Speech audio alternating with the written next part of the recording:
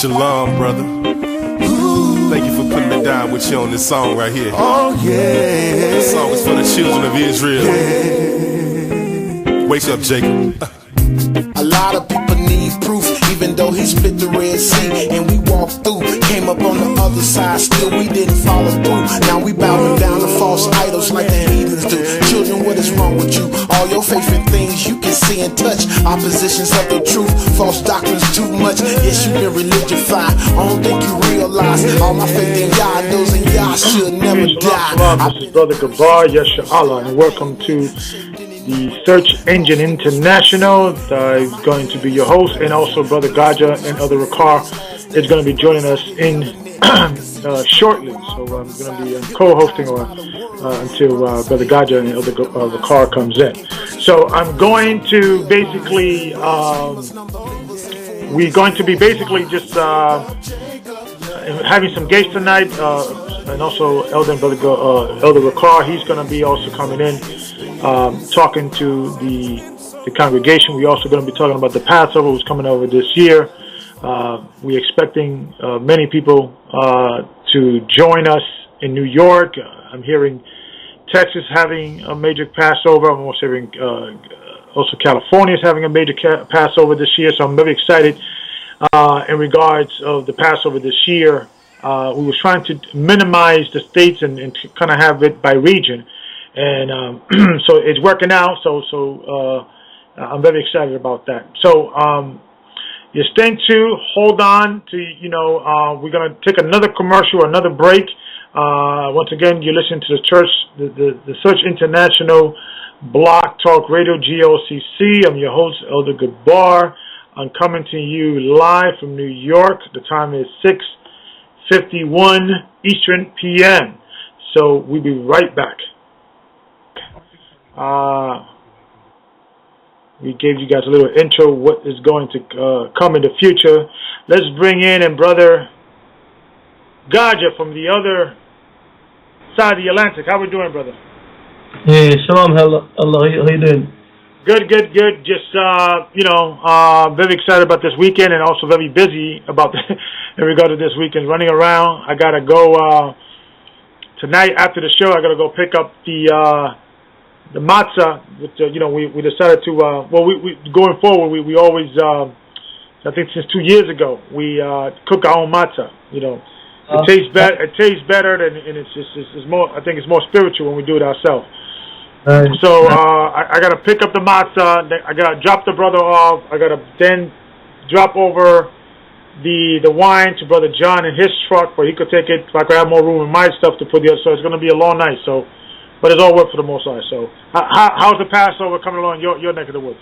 Well, praise the Most High. We had everything sorted out from last week. I think the end of last week we had everything sorted out. The list and everything's ready to go. You with me? So tomorrow, not tomorrow, on Friday evening, I'm gonna be down in the city where we're having it, and I'm gonna probably get with the brothers on the Friday evening and just chill out and have a glass or two of the vino, and praise the Most High that we've seen another holiday. Not only that, this year we are able to do it in the correct time. Last year, I think we did it a year early last year in terms of we did it the Friday evening. Now this year we're gonna be doing it on the correct time.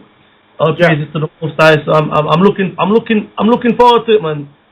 Truth be told, Yeah, it's every year, we have to kind of educate the the members of the church in regards of the proper way to do it and why we're doing it and things of that nature. And every year we should do 2 feasts back to back, but actually this year is only 1 feast. But what we are doing Friday night, since that's the night that Christ had the Last Supper with his disciples, we're going to have a communion that night, the first communion of the year. So we're going to be doing something. We're going to come together with the brothers Friday night. Friday afternoon, we're going to be live in Nicholas Bookstore. We're going to be doing a press release dealing with the April 5th event. The brothers, and after that, we're gonna go. The GOCC members, we're gonna go and come together. We're gonna eat in a restaurant. We're gonna break bread and have communion that night. So absolutely, I'm very excited about it. And then, of course, Saturday afternoon, we're gonna get ready for the Passover, and by Friday, sundown, we're gonna be eating and enjoying the Feast of Unleavened Bread. So, yeah, I'm excited. I usually don't sleep much until after the Passover. So, but I'm expecting, I think, 300 plus this year. Wow. So, yeah, we already, I think, we had 294, and I think I just heard from the Philly camp, it's going to be a 2 more family. So we're going to be over the 300, 3 and change. Yeah. There's the most time, man. I mean, last year, I think we just had over 100 people. This year, we're looking at just over 200 this year. Okay. Praise the Most High. You with me? So it's nice, man. It's nice. It's always good when we come together. So yeah, absolutely. I'm gonna try my endeavor best this year. See if I can get a professional camera to record some of record some of the event that we can send out. We having a live drum band there this year. Okay. So Okay. We're gonna be drumming.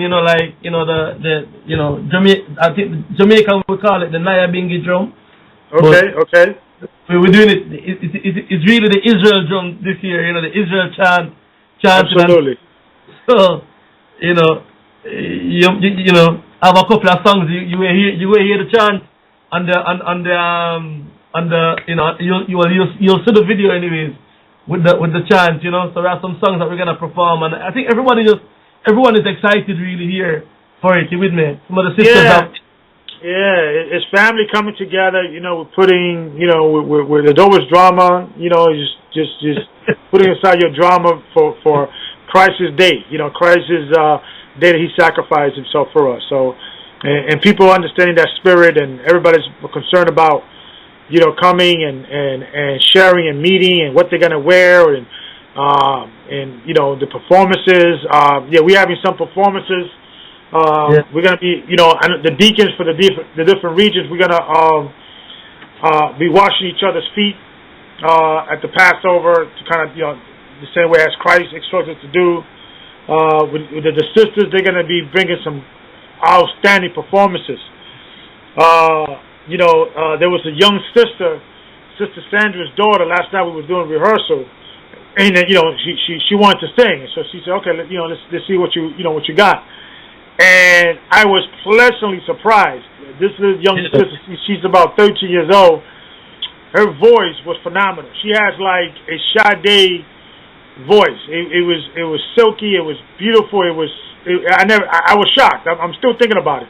So I'm very excited about that. Of course, Sister Shirley and her family.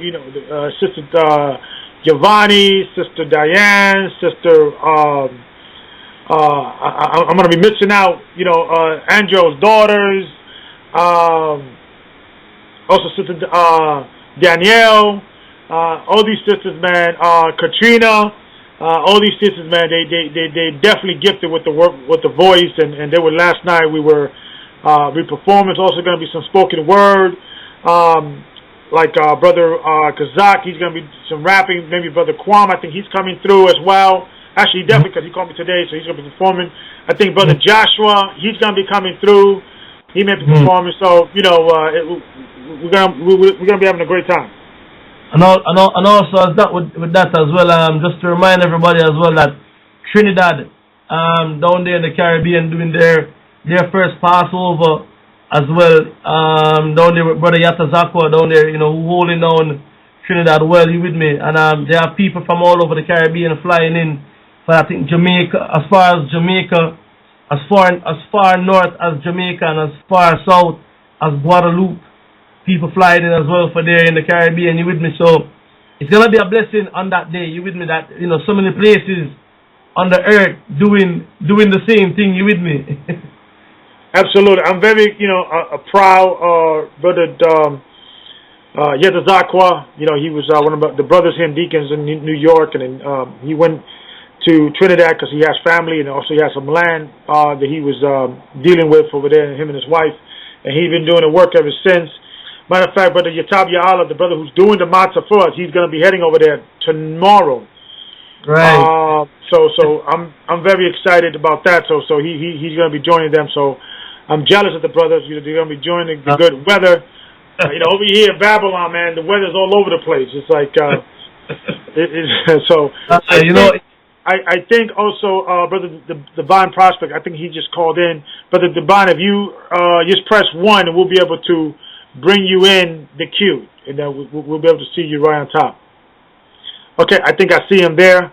What we're going to do is we're going to take a quick break, a quick commercial, and be right back. You're listening to the Search Engine International. This is Brother Gabar with Brother Gaja. We'll be right back.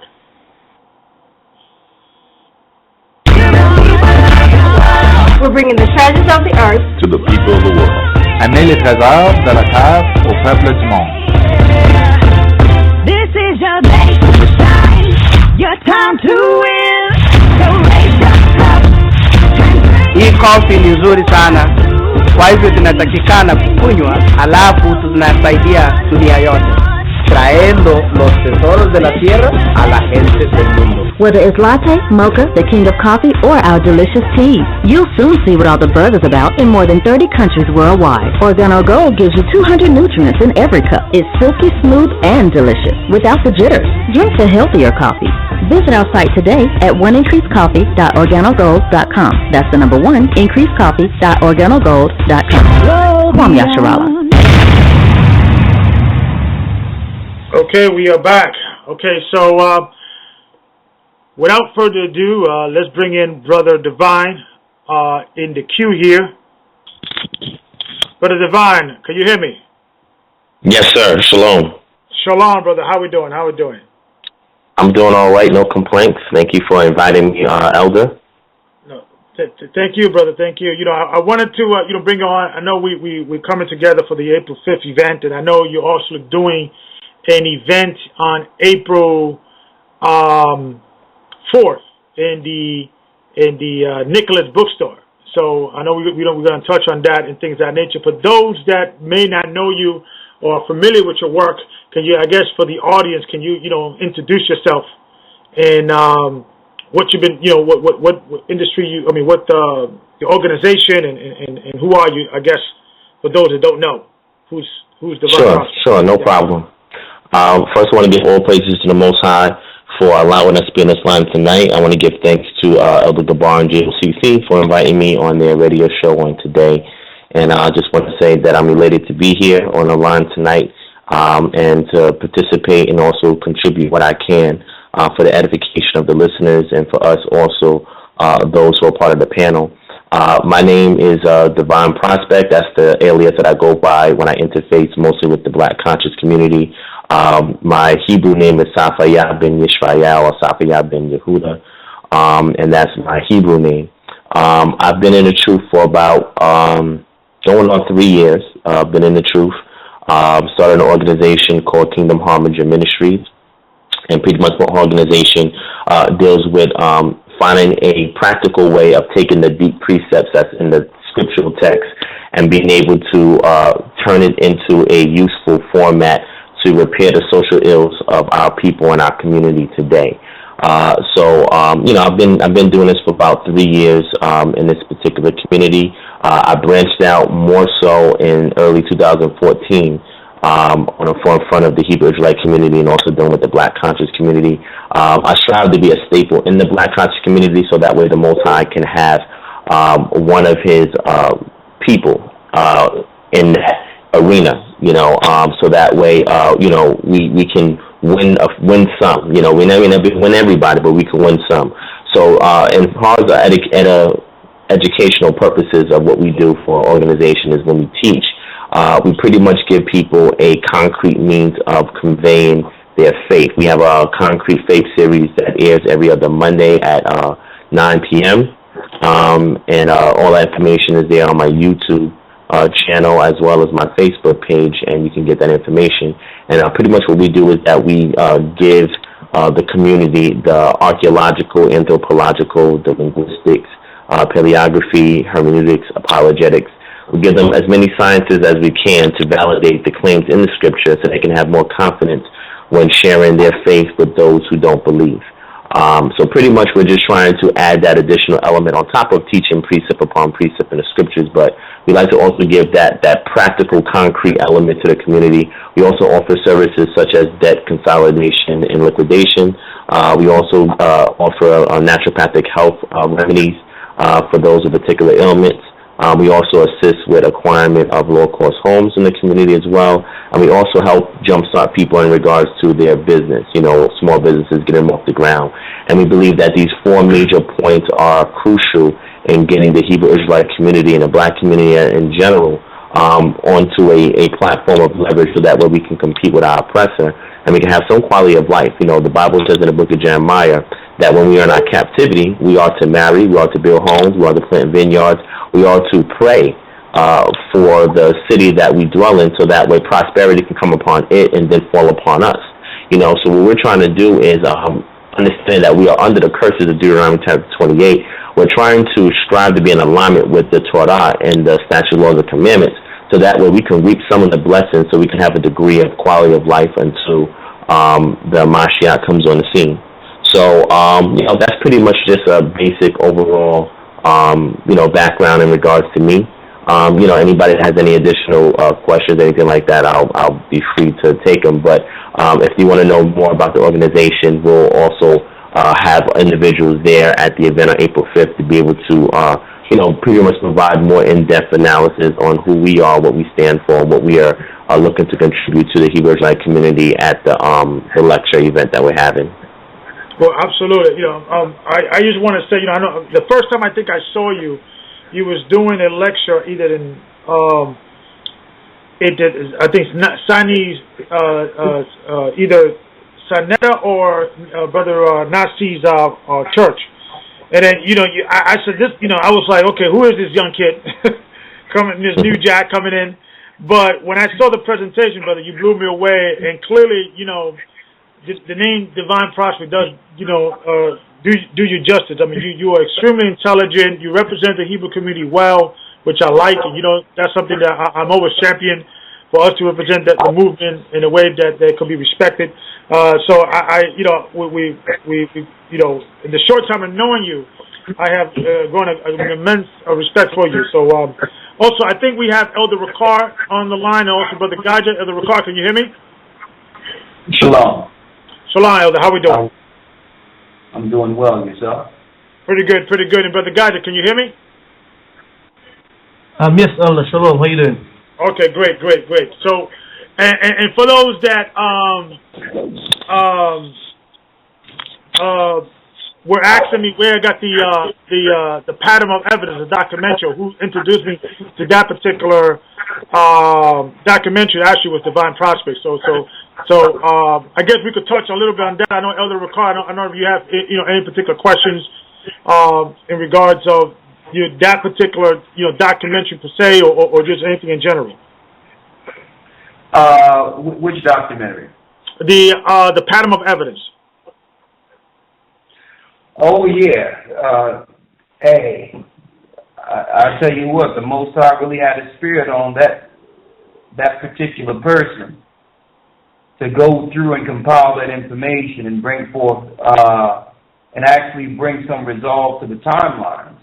But I would like Azariah to contact that guy, and so that we can pose some questions like, why do we think they sought to change the timeline and hide the fact that Israelites existed?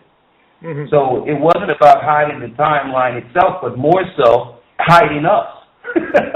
So, but the documentary itself is profound. That man paid his own coin, mm-hmm. and used his own time and had enough conviction. And I think that should be an example of the conviction that we should have as a people concerning searching the truth and coming close to the Most High and verifying and being able to substantiate our existence and the existence of our power in our history. So it's so many layers that we could go there, but I just thank the Most High that I mean, it's profound. Matter of fact, before they get rid of some of the books that he was going into, I took and ordered like a bunch of these books. One of the books cost like $600. I had to find that was used, and I was able to get one of these books before. You know how it is. Once they put those books out there, then these books, they become rare. You can hardly get them. Yeah. So, but the timeline itself was absolutely amazing, and I just thank the Most High for the opportunity that truth is coming to light, and our people are waking up all over the earth. And on top of that, it seems like there's more of a spirit to try to come together and do some resolve amongst our people. So every little step is a good step. Yeah, actually, Brother Divine, and you could also touch on that. I think you went to the premiere. Within the premiere, where you was able to ask some questions or speak to the actual people and get some connections in regards of maybe having maybe interviewing those that were involved. Yeah, well, when I went to the premiere, the premiere was just a showing of the film, and then they had correspondent for the film there, where people could have asked some questions in regards to the film that we just saw. So the correspondent that was there, I didn't have a lot of time because there was a good amount of people there, but I asked a couple of questions just to get some insight on a couple of things that I saw, and they pretty much confirmed a couple of things for me, maybe about 2 or 3 points that I had asked them. One of them was in regards to the timeline, because this was something that I had personally heavily researched myself before even going to see the premiere. The interesting thing is that the way that it was set up was that it was a limited viewing, and only certain theaters in the U.S. had this viewing. And most of the time that this viewing was held was times during like 5, 7 o'clock. So a lot of people, unless they took off from work, would have missed it. So I personally myself had to take off time from work to go and catch this movie. You know what I'm saying? So after the movie was over, I asked the correspondent there about 3 different things. The first thing I was asking about the chronology. I've always been a particular, my position was always an earlier chronology in regard to the Exodus as opposed to the later chronology. And I was asking him in regards to the discrepancy based on what was the reference point for the discrepancy. And pretty much it's always the same. The discrepancy is the quote-unquote Egyptian timeline or the Kemetic timeline. The thing that's very interesting when you look at the different things such as the Turin kinglets, when you look at the Palermo stone, when you look at any of the kinglets in regards to ancient Kemet, you'll see that there's co-regencies that are taking place. And you have 42 nomes in ancient Kemet. So you can have a Nasut in different areas or governor in different areas ruling concurrently, and depending on when you get in this King's List Act, they're going to note the local rulers there. Also, they may note a more prominent ruler at another part, whether it's Memphis or Thebes or Abydos, into the King's List. So the thing is that it depends on how you interpret the King's List. You cannot, if there's a co-regency, that causes a discrepancy. And that allows you to shorten the timeline, so that way a lot of the events that are mentioned in the scriptures can be validated with external evidence. So he kind of confirmed that part for me. I also was speaking to him in regards to Yosef and being in ancient Kemet, because the part in the film where you see that this particular tomb is created for a high ruling official who was Semitic, who was living in Varus. And I was asking him in regards to that, and he noted that this particular individual was not an Egyptian, and I wanted confirmation on that, because a lot of people say that Yosef was Imhotep, or that Yosef was somebody within the Egyptian listing of rulers, and they confirmed for me from their perspective that he wasn't. He was somebody that was held in high regard, but because they didn't want to write him into the Egyptian record because he was Semitic, that they didn't really put his name or document his name in a lot of the official records, and that's why they he preferred to stay, that the official preferred to stay in Avaris, or the land of Goshen, with his people. So he confirmed that for me as well in regards to the movie. And I think the last question I asked him was in regards to the Exodus into the land of Canaan. And because they were talking about the walls and in the land of Canaan, the Jericho walls, and they was dating that to about 1400 or 1406 BCE. Now there's an individual by the name of Dr. Bryant Woods. He's a PhD. He's a Canaanite archaeologist. You guys can look him up. He's on a website called Associates for Biblical Research. You can also type him into YouTube, and he has a lot of great work. First, primary work that he's done, where he has looked over certain digs that were done in the land of Jericho, and he has pretty much updated a lot of information there to verify that the Exodus took place approximately around 1400 BCE. And the interesting thing is that a lot of the mainstream archaeology field of study, even though his work is solid, they are very skeptical about letting him in because it's going to affect the Kemetic or Egyptian chronology timeline. So what people got to understand is that white Egyptologists are hell-bent on preserving this unification period starting about 3300, 3100 BCE, and using that as the basis to judge every other culture of antiquity. So the moment they let this thing go, or this chronology of ancient Kemet, is the moment that now we have to say, okay, maybe the scriptures were right on this account. Maybe the scriptures are right on this account. Maybe this culture was right on this account. So what they do is that they use ancient Kemet as the canon to judge all the other cultures. And the last thing I want to say in regards to that is that the interesting thing is that when you start to poke holes in this particular chronology order, then they start to ban you away from certain fields of study. Like, for example, a lot of the digs that are done in ancient, in the Levant region in Israel today, a lot of it is submitted to a pen of archaeologists where the majority of them are ancient Kemetologists or Egyptologists. So what does that mean? That means if you find a lot of evidence and it predates a particular time frame when they said that ancient Israel only came on the scene about 10th century to 8th century BCE, and if you find anything that predates that, whether it has the Tetragrammaton in it, whether it has any other allusion to the scriptures themselves or the people who we know today as the Hebrew or the Hebrew, now they have to get to a point where if we accept this, it's going to affect not only our timeline, but it's also going to affect the things that we have written in our PhD dissertations in regards to the Hebraic culture. So I think that I would implore everybody to go out and watch this movie. Look at it with some lens of skepticism, which is always good because, we have varying schools of thought. But what I would say is that this video has yet to be refuted by the Kemetic community because a lot of it just deals objectively with a lot of findings. And one of the individuals that was in it was Israel Finkelstein, which is used a lot by the Kemetic community with a book called The Bible on Earth. And the Bible on Earth was designed specifically to disprove a lot of the claims of the scriptures. And this is hold dearly to a lot of individuals that's in the Kemetic community. But when you look up the works of Bryant Woods, who's a PhD and is a Canaanite archaeologist, his work is equally as good as Israel Finkelstein. But the reason why he's not as prominent is because he's supporting the scriptures. Israel Finkelstein is not supporting the scriptures. So he's supporting a Canaanite culture. Mm-hmm. Right. Now, why do you think that is? I mean, Israel Finkelstein, he's Jewish, right? He's in the lands of Israel. So some would theoretically say, well, what do we have to lose to gain? What's the purpose of Finkelstein deliberately hiding this information, or do you think that it is more the media, or what do you think is the problem on the other archaeologists who are just as much popular, not getting the time or date? But what do you think is the bottom line issue?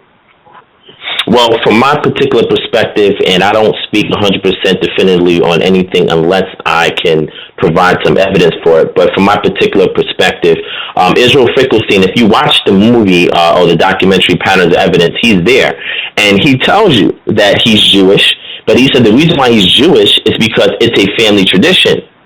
So it's not like he's Jewish because he 100 or 1,000% believe in the scriptural revelation of the Most High. He's Jewish because of tradition. So when he goes in to do his archaeological research, he makes a distinction between his tradition and his scientific field of work. So we have a person here who don't even take the scriptures themselves to be the literal inspiration of the Most High, right? He takes it only based on the traditions as we know as the Ashkenazim that are there in the land, who are using Reform Judaism as a tradition because it's Jewish, and they're not connected strictly to the stock of Abraham. So it's just something that's been grafted into their particular lifestyle, and they're using it as a family tradition. And this is what he says expressly in the film. Now, why is this different? Because there's individuals that hold dear to the scriptures to be divinely inspired by the Most High, and that becomes a lifestyle. So that means what they do is that they take the word of the Most High, the claims, and say, okay, can these things be validated? And when they go back, they see that evidence validates what the text says. But the problem is in academia, they don't want what they consider fairy tales. Right? They want a historical record. They say the Bible's not historical and you can't use the Bible, but that's not true. A lot of history, for example, if we look at the Hittite Empire that existed in antiquity, a lot of evidence in regards to the Hittite Empire came about in the recent 100 years, but prior to that, the Bible was speaking about it for hundreds of years and people discounted it. And now when they uncovered certain archaeological digs, now they're validating the claims that the scriptures is making. So now we have an individual who's Jewish by tradition, and not by his personal faith, but he does it because his family goes. He said, we come together for bar mitzvahs, we come together for Passover. He said, this is just a family tradition thing. But when it comes to me doing my science, it's a totally different ballgame. As opposed to an individual who is using his conviction based on the scriptures to go back and validate it on the evidence in his archaeological digs, such as Bryant Woods. So I say that because I would also encourage everybody to get the book, The Bible on Earth, because if you have not read this book, it's great. I will have excerpts of it that I will share at April 5th because I want us to be aware of the information that the Kemetic community is sharing so we can all be on the same one accord. But also when it comes to April 5th, I'm dealing strictly with the Exodus story. And I'm going to show evidence of the Hebrew people and who they were according to outside cultures. I'm going to show the Exodus from Kemet into the land of Canaan. I'm going to show their dwelling there. I'm going to show in the Kemetic records the accounts of these Hebrews. I'm going to go in depth in that. For anybody that wants a taste of what I'm going to share, go to my YouTube channel, Kingdom Harbinger Ministries. You'll see my Concrete Faith series that are there. Episode 3 deals with does archaeology prove the existence of the Hebrews in the land of Canaan after the Exodus in ancient Egypt. So you guys can kind of check that out and get a little bit of what I'm going to touch on April 5th. And I'm going to hand it back into the hands of Elder Gabar. Also, powerful statement, brother. Now, do you think, this is my theory, that the Jewish people that are there now perhaps do not want for society to start digging too much into their past, into the Israelite past, because maybe there's going to be some discovery that these people were people of color, and then it would legitimize them being there, and they rather, since they already got the country, they already accepted as as people, as the Jewish people, so to speak. But they don't have to validate the pyramids. I mean, I'm sorry, not the pyramids. The existence of us in Egypt, because they may raise some questions if they start saying, these were the ancient Israelites, and they look dark skinned with woolly hair. That may be an issue that they don't want to start answering.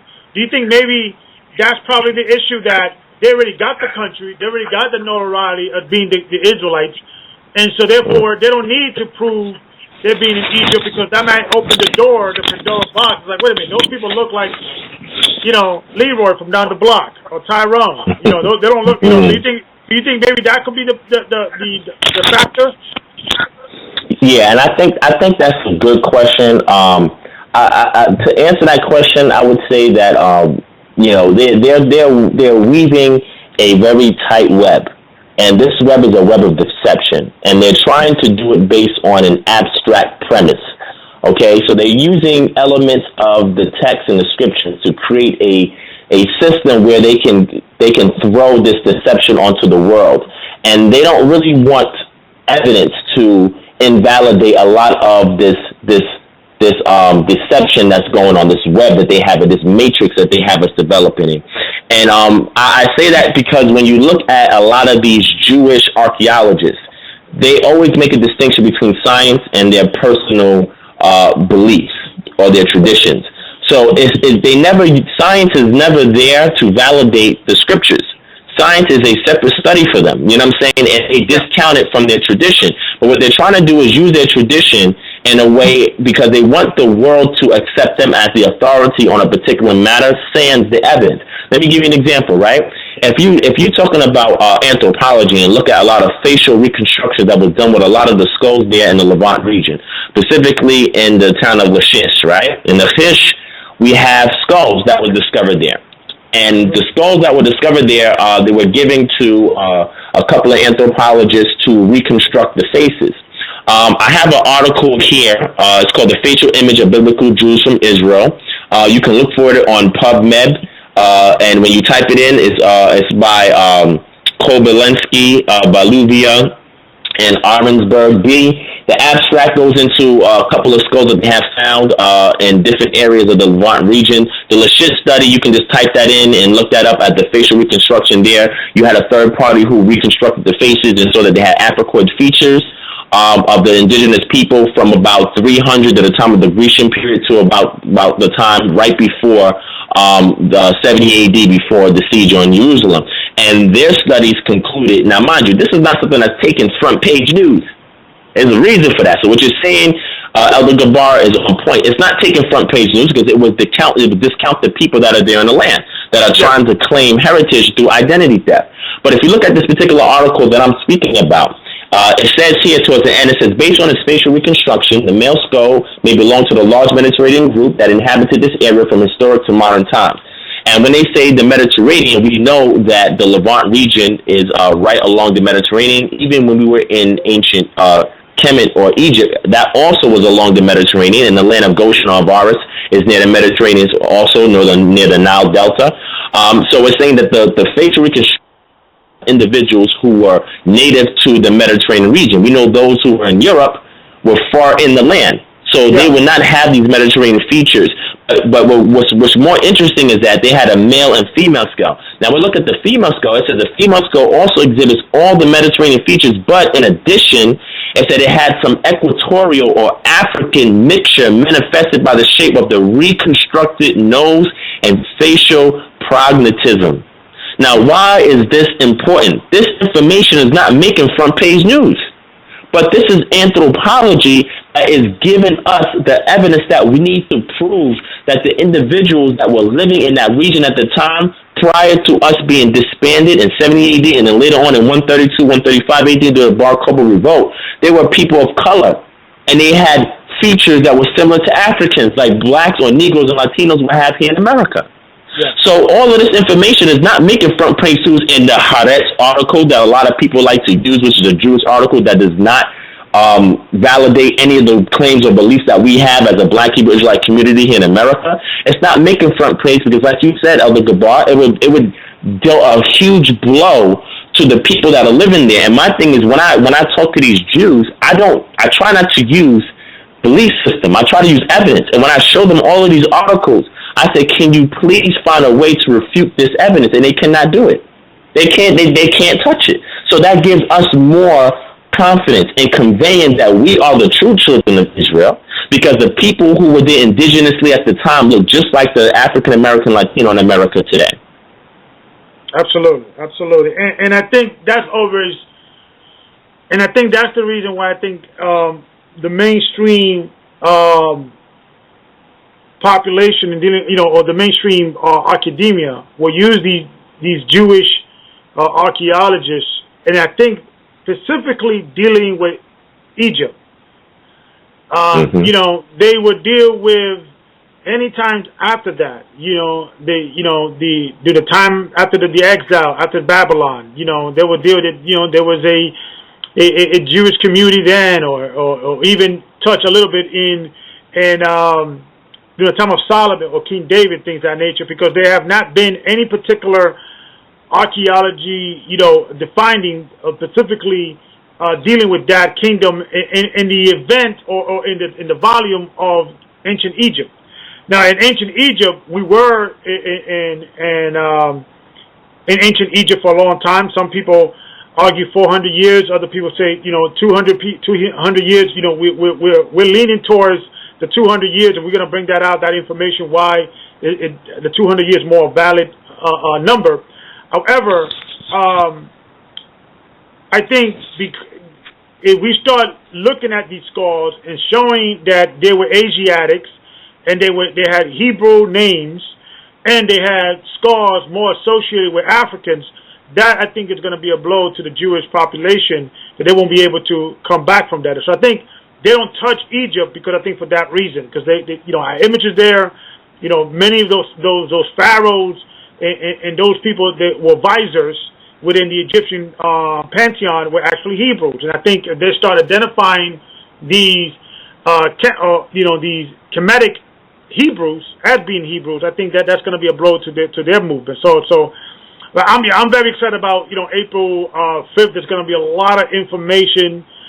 Those that are in the New York area, please come by. We're going to have Brother Nasi Shuva, also Divine Prospect, Brother Zion Lex, Brother Hashar, Brother Danya Allah, also myself, Elder Brother Gabbard, and Brother, of course, Deacon Einwestop.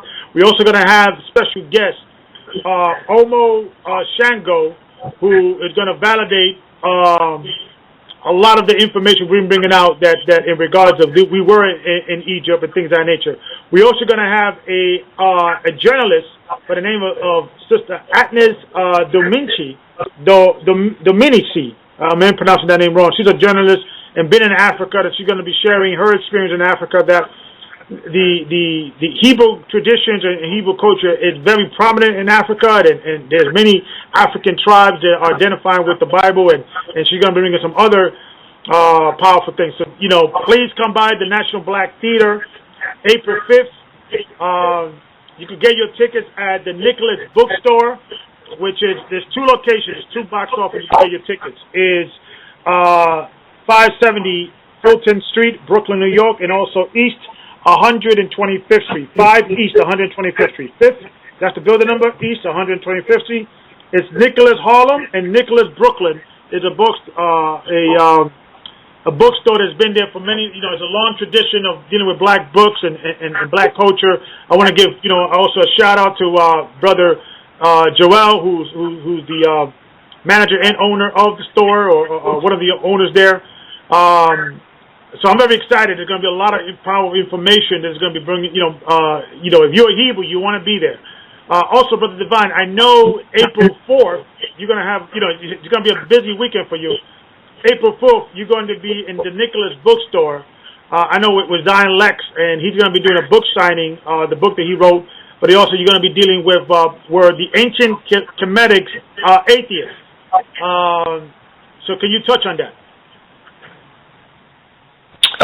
Yes, Elder Gabar. So April 4th, 7 p.m. the doors open. The lectures start at 8 p.m.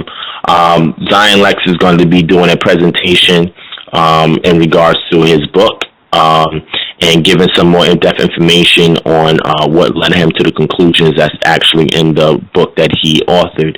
I will be dealing with some of the information that I did not get to show at the debate on February 8th. And the main point that I was trying to make in the debate at February 8th, which I will expound upon on April 4th, is were the ancient Cometians atheists. And for some reason, this new thing is going around, and has been going around, I would say, for the past, maybe it came to the forefront, I would say, within the past 40 years or so, in regards to the ancient Egyptians or Cometians using elements in nature to pretty much give rise to the sciences or the literature that they've drafted in a lot of their texts, whether it's a war relief, stelas, etc. And what some teachers in the Kemetic community is teaching, and I'll leave the names out, but what some of them are teaching is that there's no such thing as quote-unquote gods in ancient Kemet. And they're right and then they're wrong. It all depends on how you define the term God. In ancient Kemet, the gods were the deified ancestors that preceded the Cometians who were writing the text, the ones who provided them with the knowledge of the heavens, the sciences, the medical information, astrology. This information was given to them by beings who were greater than them, beings that came from the stars, right? This is what they indigenously believed in antiquity. This is what they've written in all of their texts. This is what they put on the walls, right? Now certain one of these, you have an anthropomorphism that take place, because now that I have a deified ancestor and I'm going to use something in nature to symbolize him, right? Whatever attribute that I saw that he had, I'm going to use an element in nature to symbolize him. So then you'll see like these animal heads that would make up these gods, because this would identify a characteristic of this deified ancestor. So they had a system called the veneration of the dead, where they would do everything to appease these deified ancestors who had supernatural influence over the people, so that way they can continue to have a good flow in the Nile, they continue to have good season to reap harvest, they can continue to have order or ma'at in the land of Kemet. So what I'm demonstrating is that the ancient Cometians of antiquity did believe in a pantheon of gods, but the definition of the word God was much different to the indigenous people. So for somebody to say that it was all sciences, I'm going to reveal the source of that information. Where is this idea that this was all science and this was not these deified ancestors that they truly believed in? What is the source of that? And I'm going to reveal that towards the end of the lecture, because I want the family to go and do their research and understand. I'm going to have a couple of books with me too, so they can go and do the research for themselves to see the source of this information. Because once we discover where this information is coming from, that this is all science and not really gods or deified ancestors, then we have to question the people who is teaching us and say, show us primary sources from the people of antiquity and ancient Kemet, saying the same exact jargon that you're saying, that is just science, and they don't believe it to be deified ancestors called gods. Yeah, absolutely. Absolutely. I can't wait. I know we were building, and I'm very excited to hear your presentation. Also, Elder Rawchaa, I think he wants to come in and ask some questions. Elder Rawchaa, you there? Elder Rawchaa. Yes. Yep. Okay. Shalom, brother. And Shalom. Let me ask you real quick, because it's really a two-part. It's really more so a statement, but I want to ask you beforehand, because it seems like you're well studied in what the Kemetic community been into. Were you a part of that community, or you just more because you've known about it and you were looking to refute it? You actually went into the studies to understand what they were dealing with. Yeah, well, I've learned in order for me to be a really good teacher, I have to be able to teach from my opponent's perspective. So I've done a lot of independent studies in the different schools of thought that are in the conscious community, so that way I can have a good grasp on it, so I can kind of understand or put myself in their shoes when they approach us and ask us questions. So I've done a lot of unbiased, objective studies in each one of the cultures that are in the conscious community, so I can get a full understanding of it, so that way I can find the best way on how to convey our particular stance to that community. Okay, well that's a blessing in itself, because it's not an easy skill to be able to quantify for the sake of edification. So I bless you and thank you. The other thing that I wanted to say, maybe it's probably running parallel with what you're going into, because it seems with the truth, and as you know yourself, brother, when you begin to uncover one thing, it opens up a whole new line of discovery and questions. And I think it's the Most High now that's allowing us to actually, and I'm seeing us Israelites throughout the earth now taking a different stance on how we deal with information and how we relate it to the people, and it's coming more so in the same vein as Christ, and I'm hearing it and I'm seeing it. What I'm going to ask you is, the statement that I have to make is, one thing I've realized, and maybe you've run into this and you can give me your opinion, is that I'm starting to understand or know that Jewish people never, I'm talking about the hierarchy, they have never proclaimed to be the people of the Bible. They have never claimed that. They have never said they believe in the Bible. What they did through Hollywood was use their characters and had the world assume.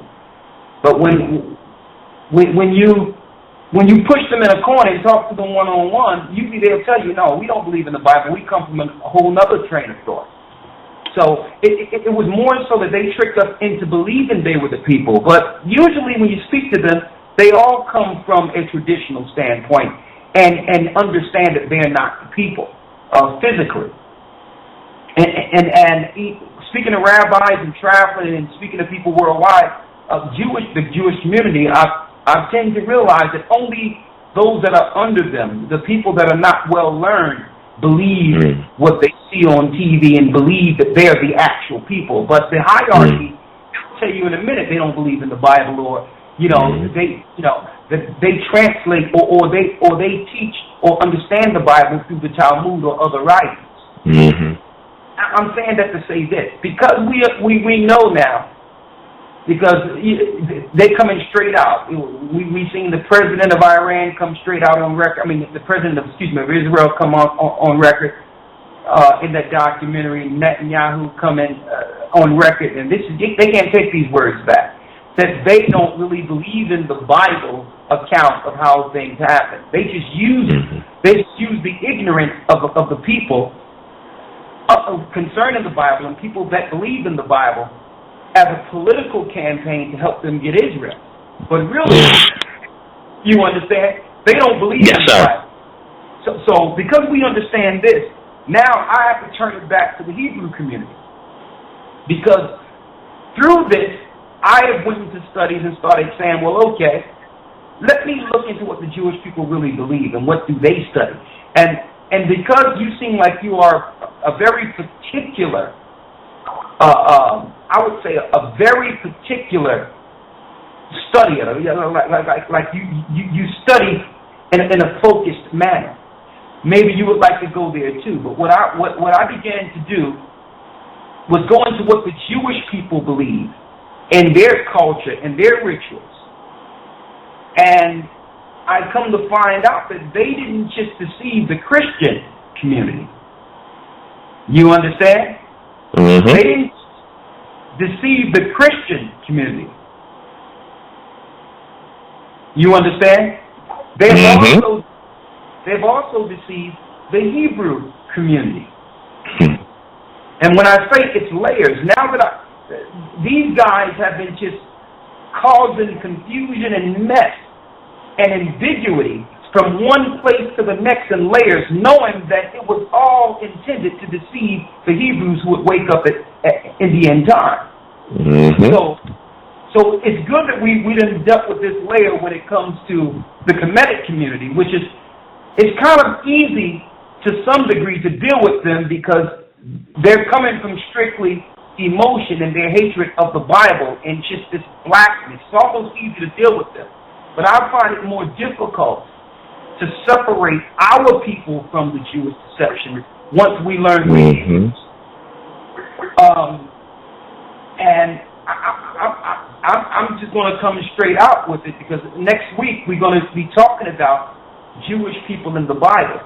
We're going to have a show this coming next Wednesday, called Jewish People in the Bible, just so that we can actually put it out there because on purpose the Jewish people hide their true religion and what they believe and what their traditions are because they're so far removed from what we all respect concerning them. The one thing that we, matter of fact, let me ask your opinion on what I've just put out. You know, and let me get your response to what I've just said. Sure.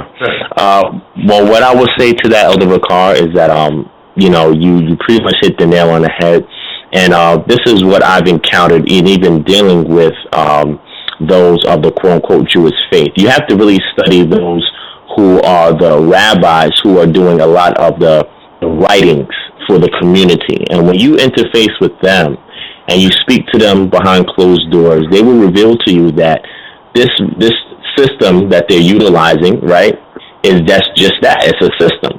It is a scientific system that they have extracted knowledge from. This is how you get the Zohar.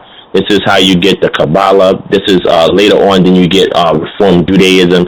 What they're doing is that they're trying to find a way to perfect a system that they can keep the blanket covered over the eyes of those who are awake.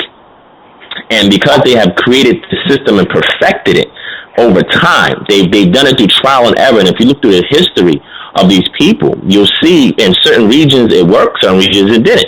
And then you get to the point you get the learned elders of Zion. We start to read a lot of their material. You start to see that these scriptures are just parables to them. Okay, this is just a form of mysticism that they utilize to deceive the people, the nations, religions, everything. And then they use this in the realm of commerce, right? It's for business purposes, and people are commodities. Okay, they're property to them. You know, a person's soul don't really mean much to them unless they're working or subjected to them. So what they've done is that they have hijacked a indigenous people's cultural system, their identity, their nationality. They have assumed it for themselves like a cloak that you put on, or like a costume. And they are taking the gods of these people, but they know when they get back home after the Halloween party is over that costume ain't them. But they don't want you to know that. They put on a good show. They make it appear to be the case. And the reason why they've done it is because they perfected a system of subterfuge and a system of deception, because their intent is to wave this magic wand like the Hollywood, to wave this magic wand to deceive the people and to follow and after them. And this is why we have such a big issue in the realm of Christianity, because Christianity is dictated by these Zionists that are Jewish, that are running everything. You understand what I'm saying? So to complement and to wrap up what you were saying, give it back to you, Elder. I will say that, when you get to study the latest, this is why Arthur Coastal and his 13th Tribe and a lot of other authors who come out and they write about this information about this conversion that has taken place, where they saw that, wow, this system is great. It has a lot of good information, and how can we make it ours and then find a way to sell it back to the people? Because we're taking the substance, just like you do in the streets. You know what I'm saying? When you're selling crack on a corner, you feel what I'm saying? You're not going to give any fiend the entire uncut raw. You're going to chop it up, give them a little piece. You're going to fill it up and give it back to them to keep them coming back for more. This is exactly what they're doing. They're using cultural spirituality as crack, cocaine in the hood. And they're selling it to us like we're fiends, and we're eating it up because we're not challenging them. We're assuming them to be the authority because of what they've done to deceive us. And being that they have done this, when we look at the actual evidence that actually validates the scriptures, even the anthropological evidence that validates that the people of that area were indigenous people who are colored, melanated individuals, this usurps everything that they've been doing for hundreds of years. And the goal, I would say, with us is that we have to continue to challenge them, not only in the streets, not only in the radio, but in the university realm as well. And this is what I'm attempting to do at 4 different universities here in the U.S. I'm attempting to get my material published and used in these universities, so that way when we have these open debates with these rabbis and so forth, we can pull the cloak from over the eyes so they can tell the people honestly, like you just said, Elder, okay, that they're just using this as a science or as a system or as a traditional way of life. And once they reveal this, they will concede that when we step up to the plate and show the anthropological evidence, the archaeological evidence, the scriptural evidence that is actually talking about the plight of Negroes and Latinos here in America, then now when our children are going to these schools, they have leverage to compete with the oppressor. So I'm going to give it back to you, Elder. Okay, well, that's right on. Well, the example I was going to give you, brother, is like, there's, like I say, there's layers, or there's levels of teaching. Like, for instance, when we first get the truth, the immediate thing is, okay, let's stop celebrating Christmas, Easter, Thanksgiving. Now, let's stop celebrating the quote-unquote white man days and stop eating the foods that are unclean. We immediately take on the laws of the Bible and begin to shun the things that we can see as deception, not realizing, and I'm saying this as, and I can use myself as an example, I didn't realize that leaving one deception, that I inadvertently can be taught in the truth another. And see, and that's when it comes on us. And the example I can give you, right? I was looking at, okay, no sooner as we get in the truth, we Israelites, and we'll turn to the Jewish people and their Jewish calendar to celebrate the Passover on when they celebrate the Passover. And we'll celebrate certain things in concurrence with them, thinking that they're actually following the Bible. That's the example I'm going to give. Like for instance, I was doing some research, and usually when I speak to Hebrews, I ask them, do they know anybody by the name of Shekinah? It would say no. Well, who's Shekinah, right? But Shekinah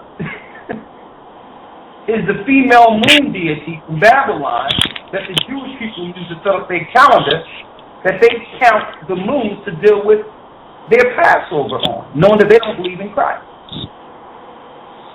And then when you look at Shekinah, which is a female goddess deity, she was the wife of a Canaanite god. That was a god of the Bible. So when I look at this, even though we're going in progression, like I said, when we turn off when we move these layers of, okay, this Jewish deception, knowing what exactly is going on with them, then we have to then again turn to ourselves and understand that their influence go beyond the point of Christianity, and they have an even bigger grip on us when we become Hebrews, because we speak to them for that culture in a lot of areas that leads us into an even darker path.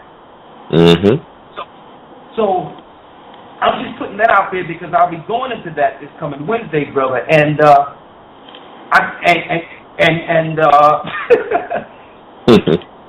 it's never ending. It's never ending. But the key thing is the Most High is bringing this at this time. There's a reason why he had that brother, the Gentile brother, mind you,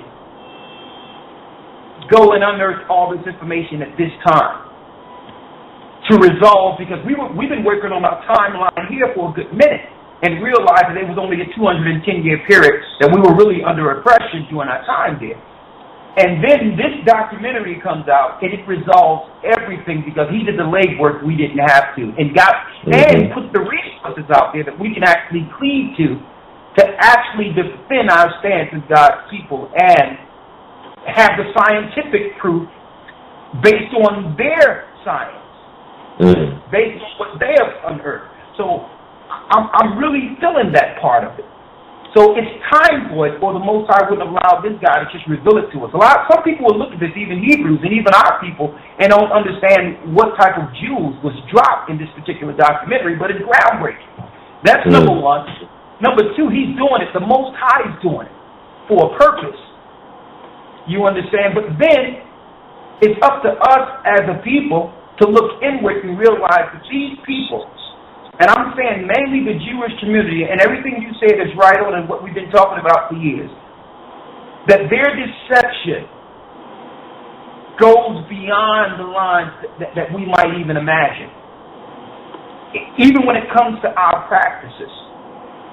Because we have actually went to them. And I see people go to the Jewish people and buy ram horns from them. I see go to them and buy wine from them, and don't even and I've done it too, not realizing now that I've looked into the Talmud and all the information they have dealt with. Not only have they distorted our timeline and history and set up archaeologists all over the earth in Germany and whatnot to actually what you would call fudge the information or make a blur line on all the information that's out there. These people, okay, are giving us our culture. And we believe what they're dealing with comes from the Bible, and it's not. Everything they're doing is to their God, and it's to Satan. And also, the name of their God is a Canaanite God that they have published throughout the earth and put in our records through the Masoret, and have Israelites and Hebrews calling on the Canaanite God, and they know it's the Canaanite God. So when I say the layers are one on top of the other, if we're going to reveal this, if we're going to uncover all this information, then we have to put it all. We have to get to a point where we put it all on the table. Then Absolutely. And Elder, we are locking down to the last. We got 58 minutes into the last hour. We actually started late, so that the time got short. So, but absolutely. And I think, I'm sorry, Elder. You were finished. I didn't want to interrupt, or if you was no, that's all I had to say. And brother, I mean, we're going to be looking into what you're doing. How old are you, young man? I'm 31 years old. Okay, well, it's a blessing. It's good to see some smart, educated brethren out there that's brilliant. So yeah, I thought he was younger when I first met him. I appreciate that, Elder. Okay, it's good to see it. Well, yeah, absolutely. Well, as you can hear, as you see, some of this stuff is ringing. So what I'm going to do, I'm going to let y'all go ahead. I'm going to come right back in a couple of moments, okay? And thank you, brother, for coming on this evening. Anytime. Okay. All right, bless you. Okay. Shalom. So I'll be back in a minute, y'all. Okay, Elder. Brother Divine, can you want to take some phone calls before you go? I know we got like. Yeah. That's fine. Okay. That's fine. Okay. All right. So we have area code 251. 251. You're on the air. Who are you? Where are you calling from? You're on the air. Going once. 251. Area code. You're on the air. 251. Going once. Twice. Okay. All right. Area code 352. Area code 352. You're on the air. Hey, Shalom, Elder Gabar, Divine Prospect. How we doing, bro? Shalom. All right, yourself? Shalom. Hey, Divine, this is Akawa. Divine Prospect, I've been checking you out. You real good, brother. You real strong. Glad to see a brother so young and powerful and very, you got the verbal skills, brother. It comes across real good. I appreciate that, King. All praises to the Most High. Oh, you got it, brother. The spirit. You got the verbiage. You got to come across real good. I had a scripture question just for you, and I wanted you to Isaiah 53. What's your take on that? Isaiah 53, just the first verse. Well, just that chapter, 53 and 1. All right. So Isaiah 53 and 1. Depending on what your particular persuasion is, you'll see that there are messianic Hebrews who would attribute this to the Mashiach, who colloquially is known as Yahushua, right, Ben Yosef. Then you have the Torah-only persuasion that would say that this has to do with a suffering servant, and that can represent all of Israel that was being persecuted in their captivity. Now, hold on. D, I don't mean to cut you. If you could, just read it. And I wanted to ask you personally what your take is on it. Okay. All right.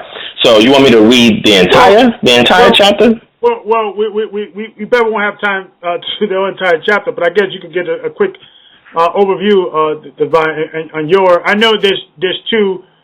For those that are only Old Testament only, those that Testament. We're New Testament as well, but that and there's 2 points of view to have to take the scripture. But I guess, but Divine, I believe you are also New Testament, correct? I'm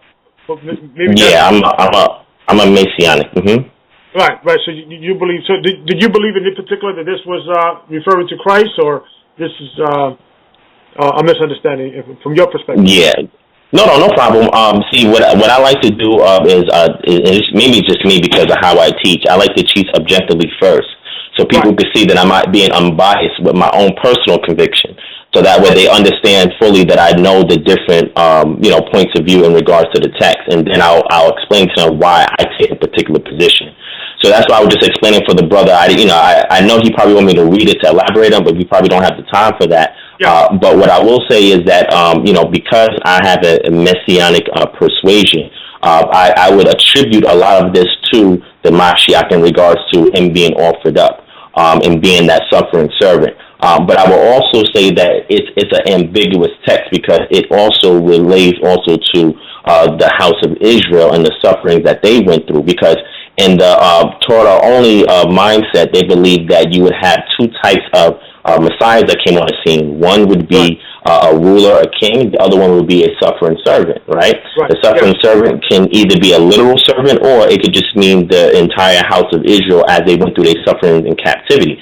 So I look at this ambiguously because I see the continuation of inspiration in the text all throughout the New Testament.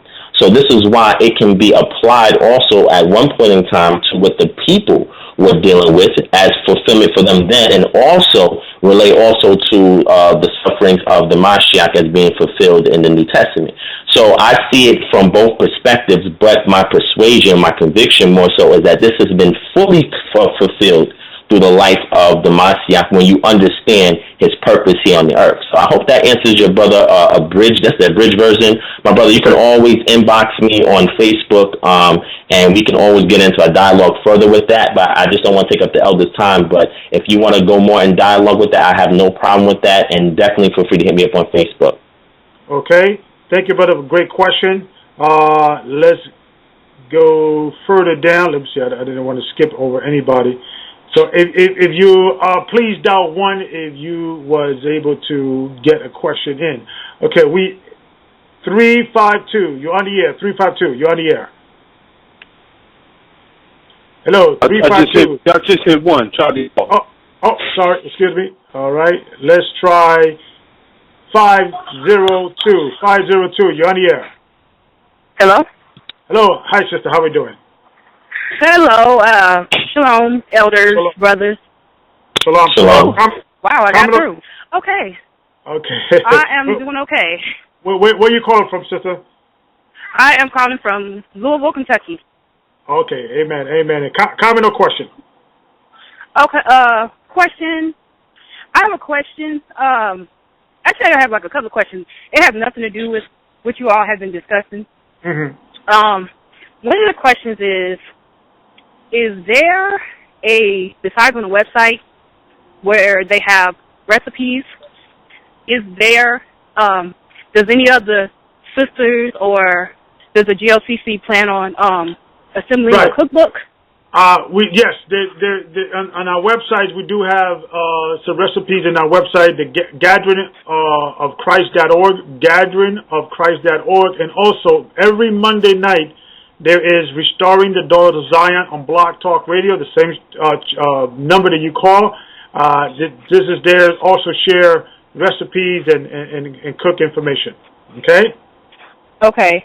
And also, I always hear Elder Rawchaa playing really good truth music. Where can I find that truth music? Well, we're trying. I know a lot of the music that you hear, the place that I go is Judah's Back. That Brother Ganan, he downloads a lot of the music and he put it there in the YouTube channel, Judah's Back. I know Elder Rawchaa been, for the last 3 years, he's supposed to be coming with an album, still waiting for that, but I think this year it'll be the year. So, we're going to be, of course, the elders and the GOCC, they're going to be announcing that. So I usually go to Judah's Back and I'll be able to, get a lot of those songs there. Okay. And then one more thing. I'm in the academy that just started, but I'll be going to Passover in Georgia. Okay. Are you guys still going to be broadcasting for class or no? Yes, that weekend. Yeah, there should be an academy that weekend. Okay, unless but send an email to gatheringas1, the number 1 at AOL.com, and they will be able to give you the answer. Okay. Okay. That's all. And thank you, sister, for your support. Area code 248. You're on the air. Area code 248. You're on the air. Going once? Shalom.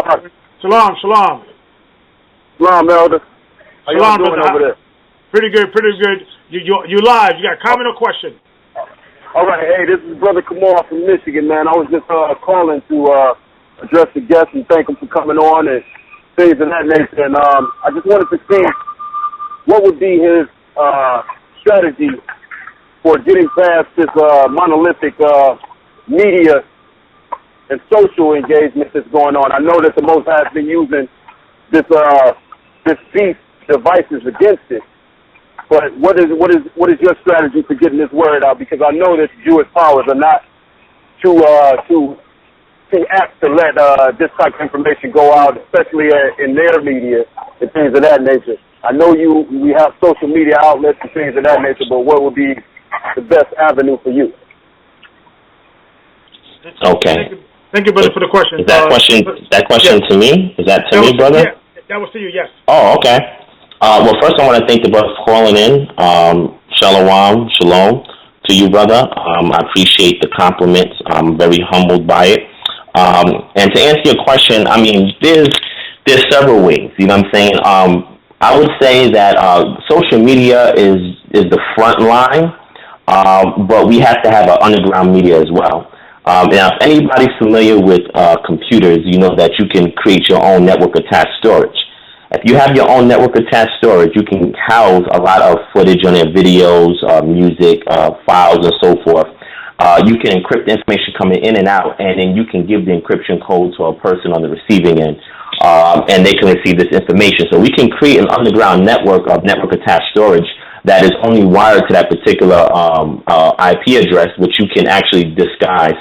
And we can utilize that as a backup means if for whatever reason, let's say that we lose access to the internet. You know what I'm saying? The internet as we know it, we always have a backline that we can communicate on. You can also do it so wirelessly. We can also do it through old school mail. You know what I'm saying? I mean, we use thumb drives and put videos on thumb drives. And when I say mail, I'm talking about we become our own postmasters, but we deliver the mail to each other.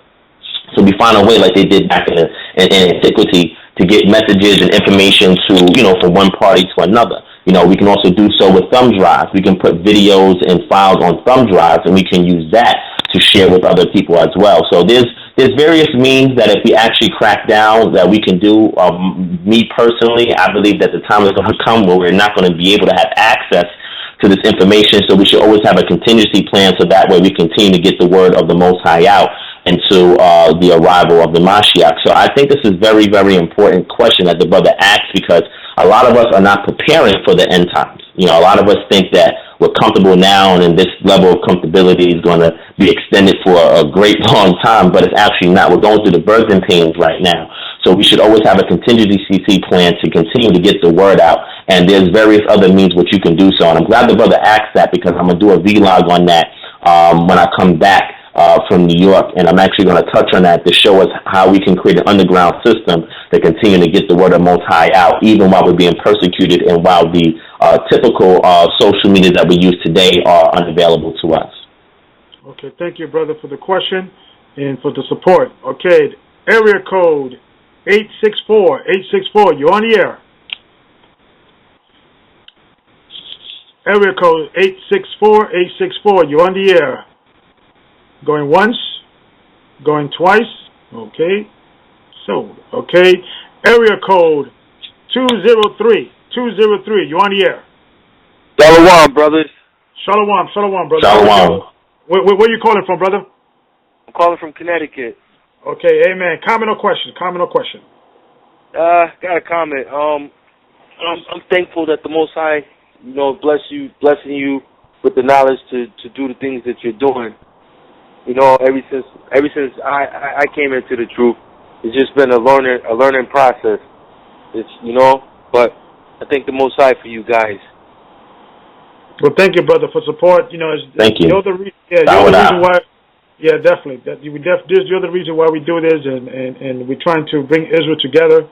I think the generation that is coming up, the next generation of leaders like Divine Prospect, like Brother Nasir and all the brothers, Daniela, all the brothers that come in the generation. I think we are on a very crucial part that we could come together now, and we could, despite our differences, and we could respect each other, our differences, and clearly we're not going to all agree, but we could present the Israelite movement in a more respectful manner. I think that would speak volumes, and it would take us to the next level. So I'm very excited to be alive and be in this time of history, because I think we are making history. So. Yeah, you are. You're a good teacher too, Elder Gabar. You are too, man. I try my best. I'm just a guy that grew up in the Bronx, local high school. I just do my best, Try to compete with keep up to it with Brother Divine, with his knowledge. So, but thank you, brother. Nah. Maybe one day, but I'll see you at Passover, Elder Gabar. Okay, thank you, brother. Bless you so much. Thank you so much for your support. Shalom, brother. Shalom. Okay, I think we have area code 770, Judah from Atlanta. You're on the air. Shalom, brothers and elders of Israel. What's going on? Shalom, brother. How are you doing? Shalom. I'm doing pretty good. Yes, I got a comment. I just want to thank you, brother Divine Prospect, man. You awesome, man. I've been listening to a lot of your lessons and stuff, and when you guys actually debated kemet on trial, man. You, Elder Gabar, all the brothers in Israel, man, y'all actually, man, y'all shut it down. Y'all pretty much shut the whole thing down.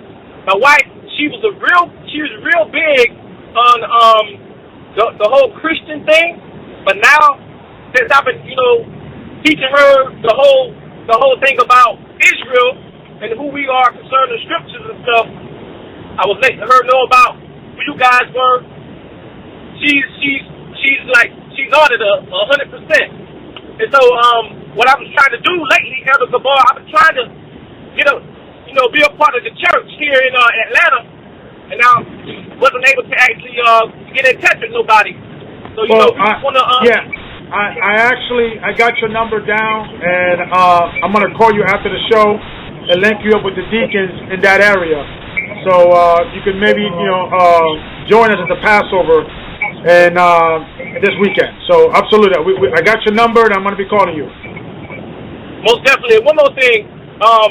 For Divine Prospect, I have a connection with Paramount Films, and I was wondering if maybe we can get in touch with some of the other brothers in Israel, in the Israel movement.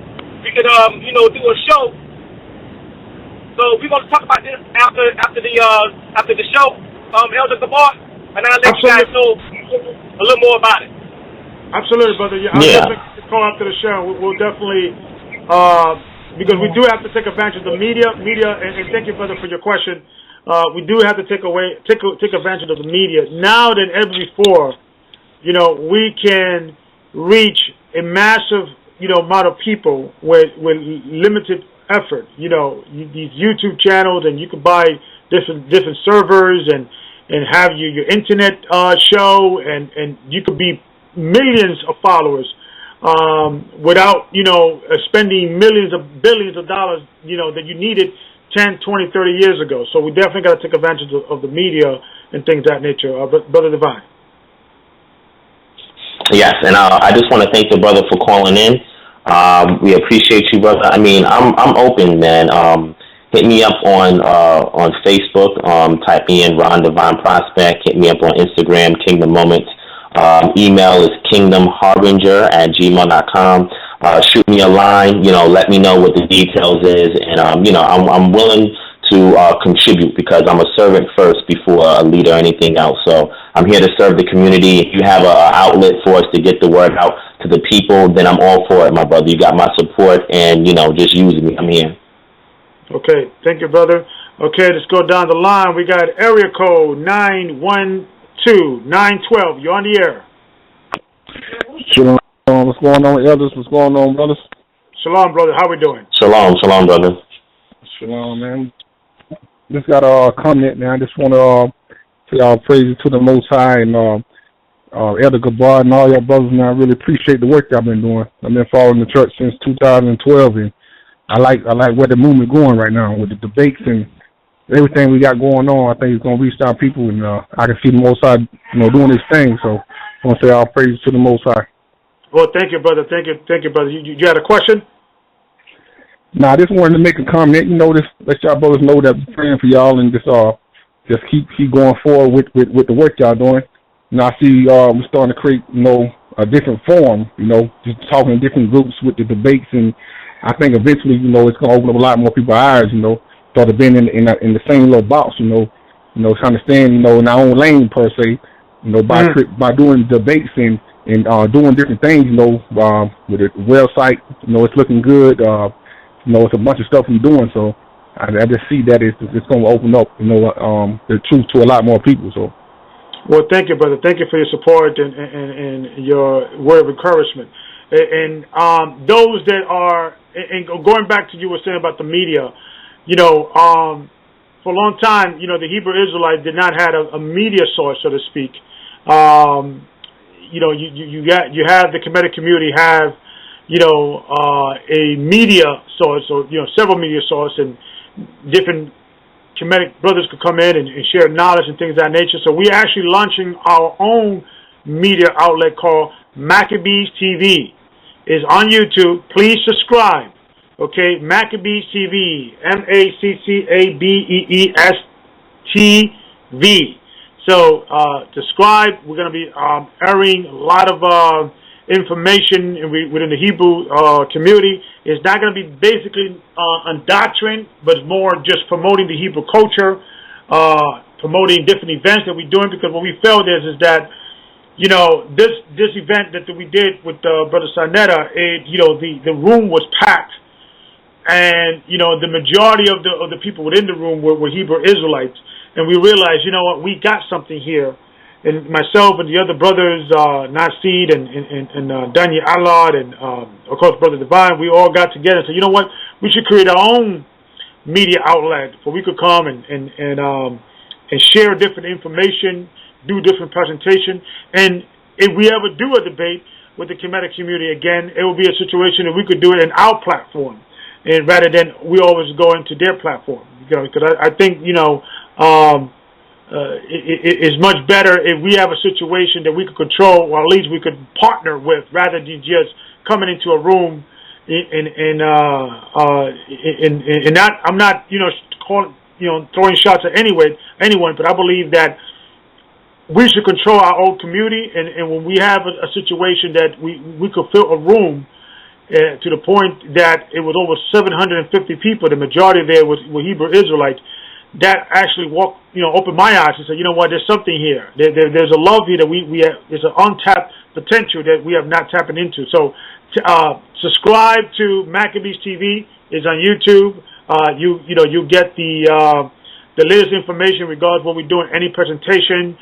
Also, coming soon, right, after the Passover and also the April 5th event, we're going to be launching a radio show, or TV show rather, Maccabees TV, and it's going to be live every other Thursday, twice a month in Nicholas, Brooklyn. I'm negotiating that with Brother Jarrell from the Nicholas Bookstore. We're going to be there. We're going to be talking about different things, relationships, health, history, within the Black and Latino community, and how the Hebrew culture can resolve those issues. So I'm very excited about 2015 and and the new year coming up. We're really in the new year actually. We really the springtime is really launching off. We don't celebrate winter in the winter. I mean, we don't celebrate New Year's in the winter when everything is dead. We celebrate the New Year's when everything's alive into the springtime. So I'm very excited about that. Absolutely. So thank you for your support. So let's continue. I know we're winding down the last 30 minutes. So let's try to narrow your question to one question per call. We have area code 803. You're on the air. 803. Shalom, brother. Shalom, brother. How we doing? Where are you calling from? I'm calling from South Carolina. Okay, shalom, brother. Comment or question? Yeah, I got a question, man. Yeah, shalom to y'all, man. And I'm watching Divine Prospect and you two, Elder Gabar and Elder Rawchaa. But I got a question for Divine. Yes, shalom, brother. Yeah, shalom. My question is, I'm hearing y'all saying that a lot of Hebrews go to the Jewish for like custom and things like that. And I want to know that what y'all take on the 6-pointed star of David. I know a lot of Hebrews, I see a lot of Hebrews wearing the Star of David. What we're going to be doing, and Brother Divine, you can also chime in, we're going to be touching on that, and what we're going to be doing, and what we will first want to do is first come together despite our differences. and then have these type of conversation after there's some form of unity and some form of respect. I think if we begin to start asking these, we're in a very delicate position right now in history, dealing with the Hebrew community. So if we ask the wrong question at the wrong time,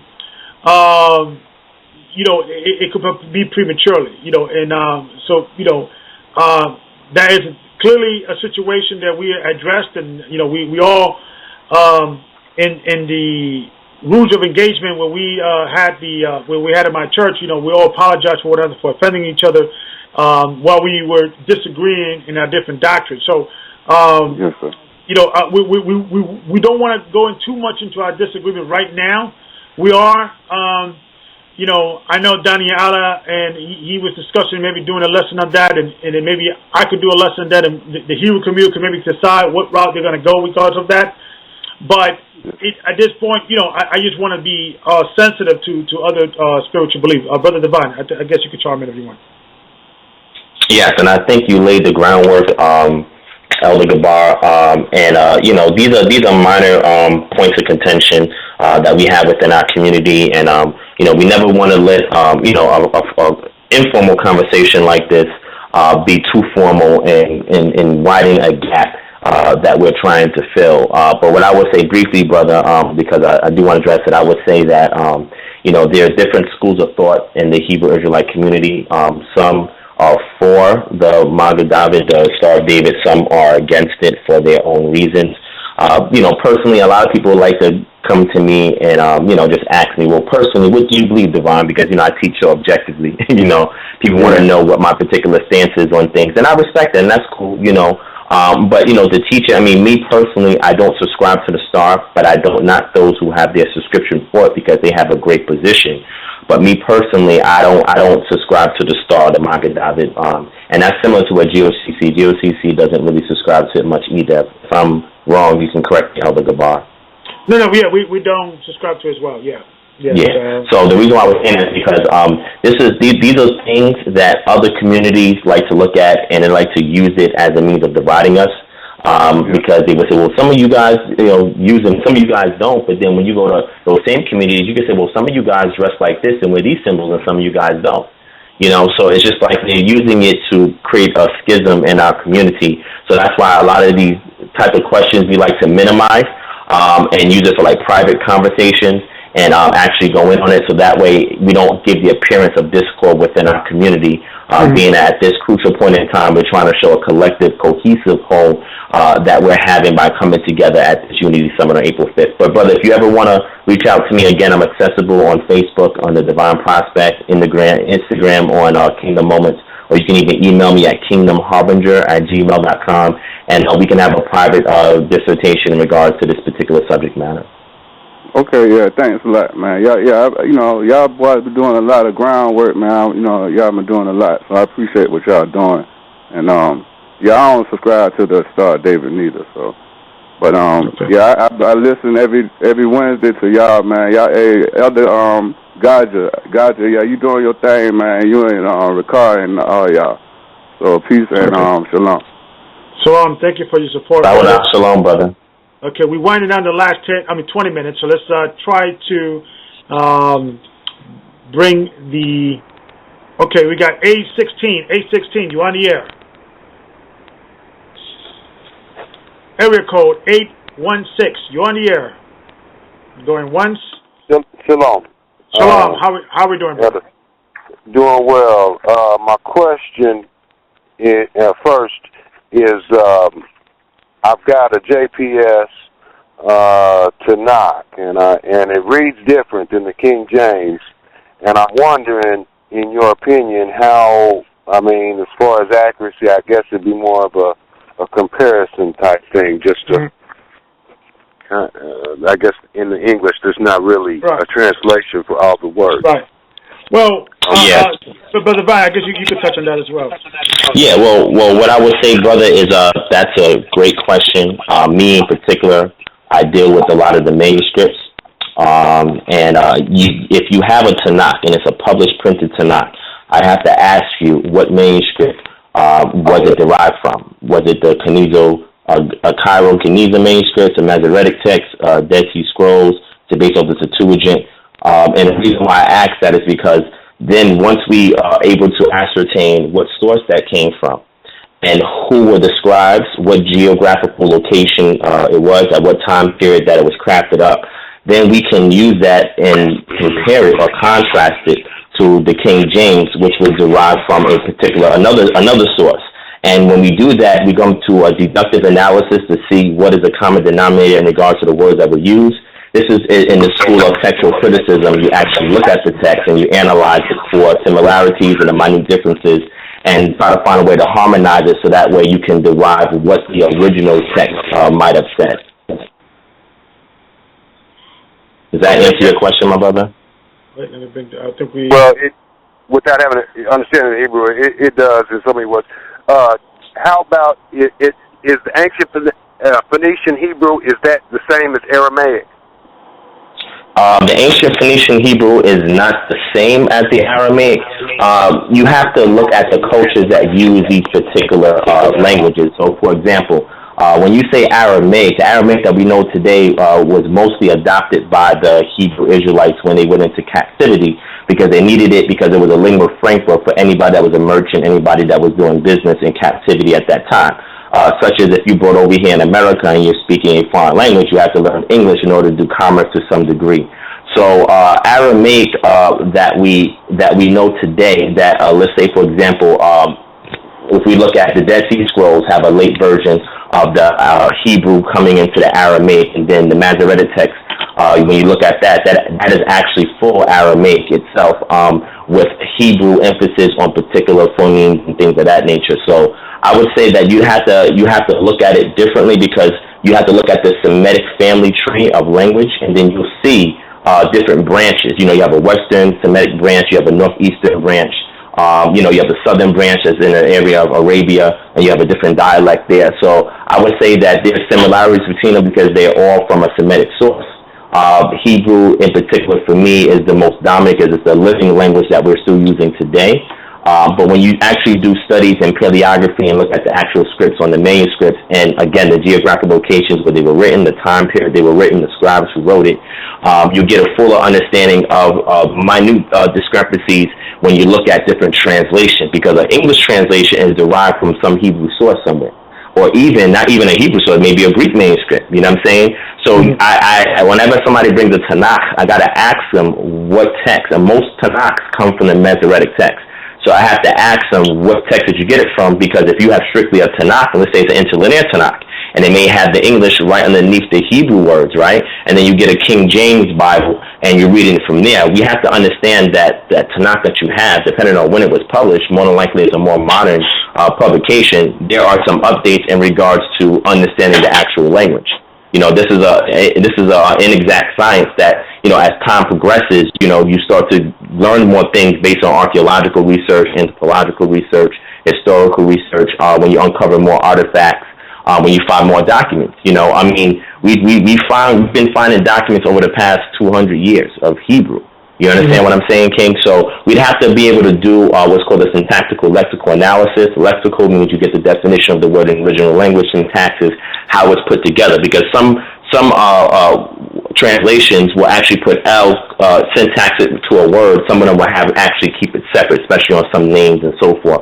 But those are minute differences, and again, you'd have to actually analyze the text to see the geographical location from each one, the scribes that were writing at the time period they was writing it, even some of the superstitions that the people had when writing the text.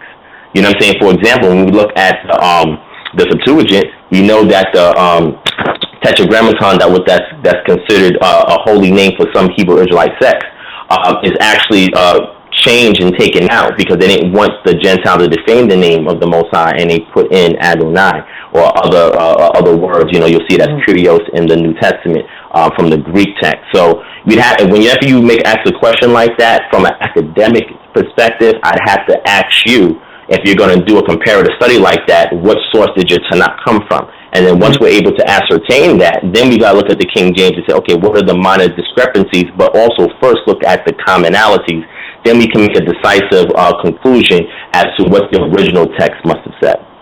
Mm-hmm. And Brother Divine, one thing that I usually tell the brothers that you were asking that same question is that you have different sources saying the same story.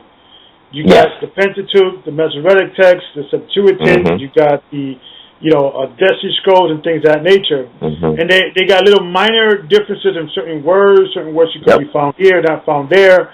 But all of them are saying the same thing. It's not contradicting.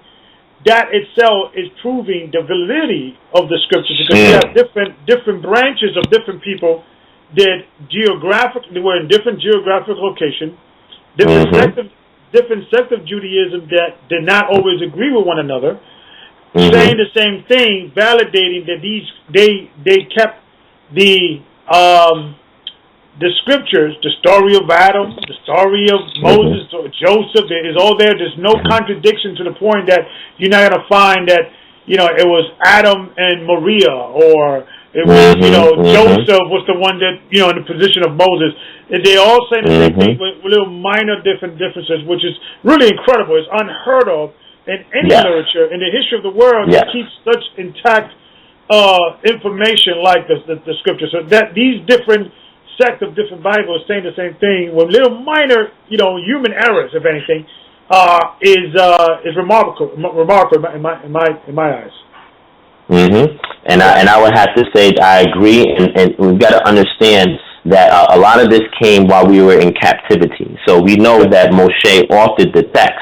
But as time progressed, when scribes were copying it, going into captivity and then relocating to different parts of the world, you're going to have some differences based on your dialect. That's like if all of us was let's say that all of us was in one camp.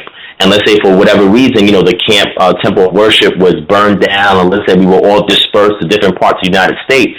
And we had to write down what we remembered from the scriptures. And we all was to write it down, and let's say 1,000 years passed and somebody was to take all of our manuscripts and put it together, we'll see that they agree doctrinally with almost everything. Doctrinally they agree. And the minute differences, and this is when you do deductive analysis on the statistics in regard to the actual text themselves, you'll see that all the differences do not detract away from the doctrinal teaching of the manuscript. It's still teaching the same thing. Exactly like you said, Elder, still teaching the same thing. So all the minute differences are based on dialects, scribal errors, things of that nature, but it does not detract away from the cohesive whole of the message that the Most High was trying to convey to his people. Absolutely. Powerful statement, brother. Okay, we're winding down. We got area code 240. You're on the air. 240, you're on the air. Shalom. Shalom. How we doing, brother? Hey, how you doing? How's everything, Elders? Great. I was wondering. I have a question. Go ahead, brother. Yeah, I got a question. I was wondering where is the best place to catch a pattern of evidence? I've been online looking for it and stuff, and I can't get a hold of any site. Yeah, I was going to answer that for you. So brother, if you can, inbox me on Facebook, because it's a very lengthy URL or web address. So if you inbox me on Facebook, if you have Facebook, inbox me on Facebook on the Divine Prospect. I'll send you the link. Or if you want, email me at Kingdom Harbinger, HAR as in Roger, BINGER, at gmail.com. And I'll send you the link so that way you can watch the footage yourself. But because it's such a lengthy web address, I can't really recite it over the line. But if you hit me up on any of those means, then I'll go ahead and forward it over to you, King. Okay, great. Thank you. Okay, thank you. Anytime. Sawada. Okay, thank you. Brother, thank you. Okay, let's wind it down. We're going to the last 10 minutes. Area code 904. You're on the air. 904. Good evening, elders and brothers. Calling you guys from Jacksonville, Florida. Look, I just got a couple of quick questions for you. Okay. I thank the Most High that He is patient with everyone. And if you seek Him, as His word says, if you seek, you will find. I'm a 60-year-old brother, and I've been reading this Bible and asking questions in this Christian community, and I've never really gotten any answers. I found you guys. I was actually looking to enroll in a college course for theology and ran across you guys. And I was just amazed at the knowledge you guys had. I have a couple of questions for you. As far as the beards, what is the significance of wearing a beard? Okay. Well, let me try to take a stab of it, and also, Brother Divine, I would like to hear your opinion. When you go into the scriptures in regard to the beards, when the Heavenly Father, created us, right? There's certain things that happen within our body that would to identify male and female. And you have, naturally, a man will grow a beard to represent his masculinity. This is a natural thing that happens to a man after he has puberty and things of that nature. Correct. Women, when they are born, and become women, they represent feminine. So their face stays feminine. Their face, represents femininity. So it's just to separate male and female in regards of femininity. And when you go into, the culture of America, you have men that are trained, or the culture in America is, shave your face. If you let your beard grow, well, you're letting yourself go. You don't look, like you're supposed to look. But wearing a beard, you're supposed to wear a beard. That's how God created you. And if you look at even in the Egyptian culture, with Brother and Deacon Ironwood brought up in the debate, showing that there is no correlation, nor plagiarism, nor any way inspired stolen culture within the Hebraic community. He was able to show that part of the culture of the Egyptians was to let their hair grow during the process of mourning. But they will shave their beards and their head and look, with that smooth appearance when they are not in mourning, when they are, the day to day. And that goes into correlating with American culture and even the Roman culture and things of that nature, because it's all the spirit, jumping from one empire to the next. And my answer is that the Most High commanded us to do that, to show our masculinity. Brother Divine Prospect. Yeah, well, what I'll say to that is that, I agree. The beard is symbolic of the man. We know that because the scriptures say in Leviticus 19 and 27 for us not to clip the sides of our head nor cut up the edges of your beard. We understand that any time the beard was cut off, it was a sign of either a person having leprosy, okay, because the leopards, they had to be examined by the priests, and the leopards had to have their beards shaved off and examined. We also know that when other nations were conquered, their beards were cut off, and that was a sign of shame. And you would do that because it's like emasculating a man by cutting off his beard. It's symbolic that he's no longer a man, he no longer has authority, he no longer has power. So just like the long hair on the head of a woman symbolizes her glory, in a similar fashion that a man's beard is a demonstration of his masculinity, and that's why we are not to tamper with it heavily. Now, what I will say on top of that is that when you examine the Hebraic culture, you'll understand that, with the men, because of the amount of testosterone that's in their system, it's just natural for them to grow a beard. A woman, she has more estrogen per her testosterone ratio, so therefore she's not going to have a lot of facial hair growing on her face like a man would. So again, a distinction would need to be done in regards to male and female. Also, the beard was a sign of strength, a sign of masculinity. And when we look at the scriptures, whenever the beard was cut off, it was something that was shameful. It was a rite of cleansing for a leper or anybody that was sick with a disease or something of that nature. So it was just something that was given to a man, again, to make him distinct and as well to show his masculine power. And whenever the beard was shaved or half shaved, it would indicate a form of emasculation. Okay. So thank you for the great question, brother. Okay, we got last caller, area code 864. You're on the air, 864. Yes, I was calling to see where I can find the Jewish confession video, the whole 8 hours. I'm waiting for that one too. I know Elder. I know they're working on editing it out because it was an 8-hour confession. So there's a lot of filmage that they're trying to get to the highlights. I mean, Elder Rawchaa, I don't know if you're still there. Maybe you could shine some light onto the confession, the Jewish confession video. I don't know if you're still with us. I think Elder Rawchaa left us. The elders are working on it. So you will know as soon as I know.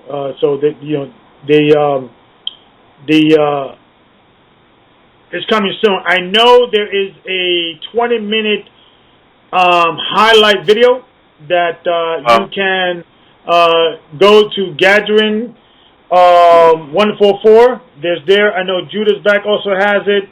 So you could catch, GOCC, the Jewish Confession. It's a 20-minute video that, that you could catch. But we're working on that because there's a lot of filmage, and we're trying to do it right. So it's coming soon, hopefully.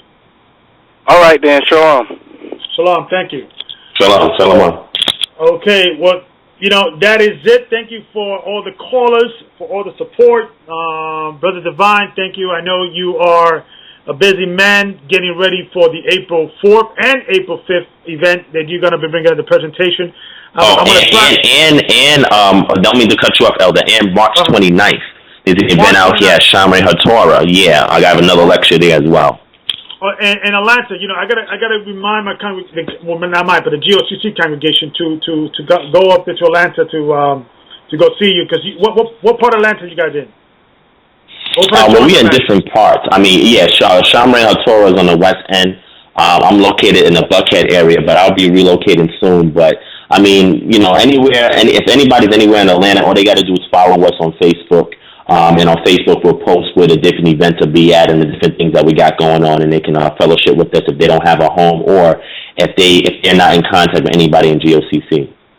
Okay, outstanding. Yeah, because we definitely, information is power, and the Hebrew community, we have to share objectively each other's information, so we can become a better and stronger, more perfect union, so to speak. So I'm glad that we're doing that now. Respecting each other's differences and also referencing information to one another. So please let them know, again, your next presentations and your next PowerPoint, so we could definitely promote that. Yes. So I just want to thank GOCC for inviting me on the line tonight and being able to share with the family. I thank everybody for calling in. I greatly appreciate that. I like keeping my ear to the street and being a servant of the people. So, I don't have any qualms with having a discussion. Just got to be respectful of the host and the show.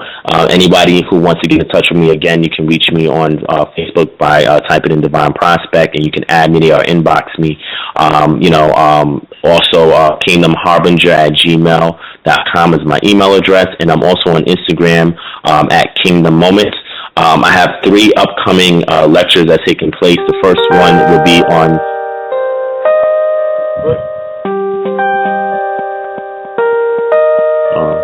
Okay, hold on.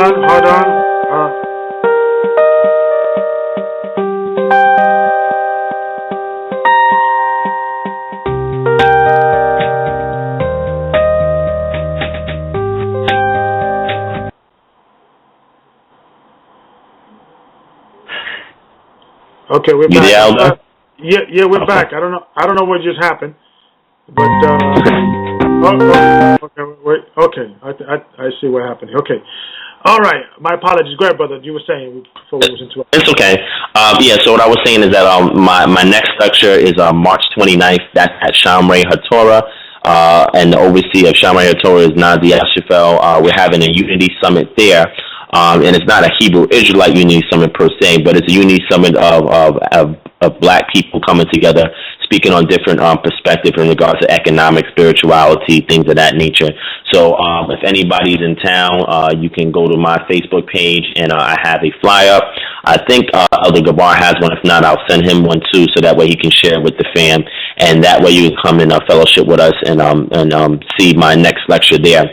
April 4th, I'll be in New York. I'll be at Nicholas Bookstore in Brooklyn, and I'll be doing a double feature there with Zion Lex. He's actually promoting his book that he had just gotten published, and he'll be speaking on his book. My lecture there would be were the ancient Cometians, atheists, and we're going to deal with the subject matter of where did this idea of modern science preceding the indigenous beliefs of the people in antiquity, where did it come from, and what did the people of antiquity actually believe.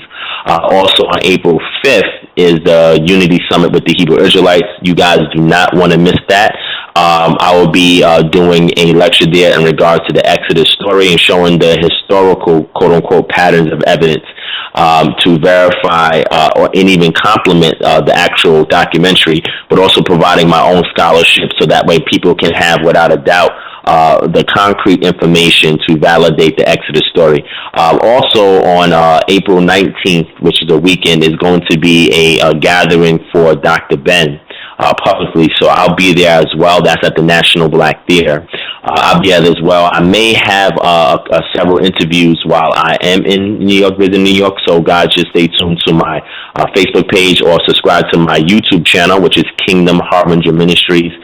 Subscribe to that. And, for the most part, you guys can get most of the general information from Elder Gabar. Me and him we have good correspondence. And you guys can just reach out to me if you want to know anything additional, and I'll be more than happy to assist.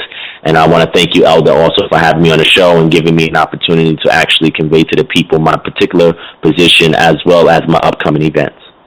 Well, absolutely. Well, thank you, brother, for sharing your time. I'm very excited about this year, and I think we're gonna come out with a bang with this April 5th event. Is doing a memorial to the Exodus. This is where we became a nation, the first, spark of freedom for the children of Israel coming out of that, Egypt and establishing a constitution called what we call the Torah. And I'm very excited. So if you want to get some tickets, okay, only 300 tickets are available, and they're going fast. We can only fit 300 people legally in the National Black Theater, and they're going fast. Okay, GOCC, we're expecting at least 100 just on GOCC alone, between 80 to 100 people on the GOCC. So that only leaves the entire population to 200. So please get your ticket in advance. You could go to the Nicholas Bookstore in Brooklyn or in Harlem. There's two locations. That's the box office. The address is 570 Fulton Street, Brooklyn, New York, 11217. That's 570 Fulton Street, Brooklyn, New York. And also in Harlem, 5 East 125th Street. 5 East 125th Street, New York, New York. Or if you cannot make it because you're ain't going to be in New York, you could catch us on pay-per-view. Okay, we're not going to be using Town Zone, so I know there was some complaints about that. We're using another company, and you could catch that link and get your tickets in advance if you go to the YouTube channel and subscribe to Maccabees TV. One word, Maccabees TV, MACCABEES TV. One word. Subscribe to our channel. You'll be able to see the logo there. Go into the actual channel. Look on the side there where it says Maccabee pay-per-view. Okay, it's $20 for the pay-per-view. We're gonna use top quality sounds, top quality videos. It's gonna be the best for the people. And also, if you are doing the pay-per-view, it's only 500 people that will be able to log in. So you could sign up in advance. People are already signing up in advance. Okay, so those seats are limited. After 500 viewers, that's it. We decided only to stay at 500 because you have to pay more if you want to do it than 500. We decided that 500 it's enough for the first time, and we're expecting about 300 to 400 people to log in. We hope, but if it overlaps, that's going to show us that this is clearly is successful and clearly it's needed is a market there. So the next time that we do it, we're going to try to do at least once a year, doing a memorial to the Passover and different information. We're going to actually try to do two, one for the springtime and one for the fall. right before the winter, dealing with the Feast of Tabernacle. I know Brother Nasir is doing a camping trip, I think around June or July. I know, Brother Nasir, you may know more about that. You can fill us in as well in that. But we're going to try to do 2 events and just the different Hebrews coming together, sharing information despite our differences, respecting our different differences, and just sharing and having a more uniform front when we're getting attacked, because to show the other community out there that we are united despite our differences. So I'm very excited. Once again, if you want to check out and see the event and you're not in the New York area, go to Maccabees TV, subscribe to the channel, go to Maccabees TV pay-per-view. Is a link there. Click on that and make sure you reserve your tickets. So once again, Brother Prospect, any last word? Let us know where people can find you and reach you. Any show. I know you have also a radio show, correct? Yes, I wanted to say all praises to the Most High for what He's doing with Israel in this day and age. I thank Him for having His people out there gathering the elect and bringing them to the fourfold and into the fold under the banner of Israel. And I think this is like you said, Elder, a great time to be a Hebrew Israelite. Because one thing that I can say about us interfacing with the conscious community, Black conscious community, it has brought unity within our community and made a lot of us aware of other people in the community that we didn't know prior. So I would thank the Most High for using that platform for bringing us together. Again, my name is Divine Prospect. You can type me in on Facebook, find me on Facebook. You can add me there, inbox me there. My email is kingdomharbinger@gmail.com. Also, I'm on Instagram at Kingdom Moments. Also, the 3 lectures, again, I have one in March 29th out here in Atlanta at Shamray HaTorah. All the details, you will see the flyer on my Facebook page, on my Instagram page. Also, April 5th, I will be at Nicholas Bookstore in Brooklyn doing a lecture of the Ancient Commission's Atheists. Also, I will be part of the Unity Summit on April 5th. With the gathering of the entire, well, not the entire, but the majority of the nation of Israel. We're actually coming together to do this summit for the nation of Israel, to show unity and to have a united front against all those who will oppose and attack us. And I will be speaking there in regards to the historicity of the Exodus. So again, I thank Elder Gabar and GOCC for allowing me to speak on the line tonight. I look forward to seeing you guys there. Do not hesitate in purchasing these tickets. Family, for this summit. It's going to be one that you will not want to miss. It's going to be historical. So be part of history during that time. I want to say Lawya to the host for allowing me to speak. And again, all praises to the Most High, because without Him, we wouldn't have anything. You know what I'm saying? So He's just using us in these last days to gather the elect of Israel before the end times come. So I'll hand it back to you, Elder, and I appreciate it. And thank Shalom. you, brother. Shalom. Thank you. And thank you for those supporters and those that are definitely keeping the faith. Shalom, bro. Thank you for putting me down with you on this song right here. Oh, yeah. This song is for the children of Israel. Yeah. Wake up, Jacob.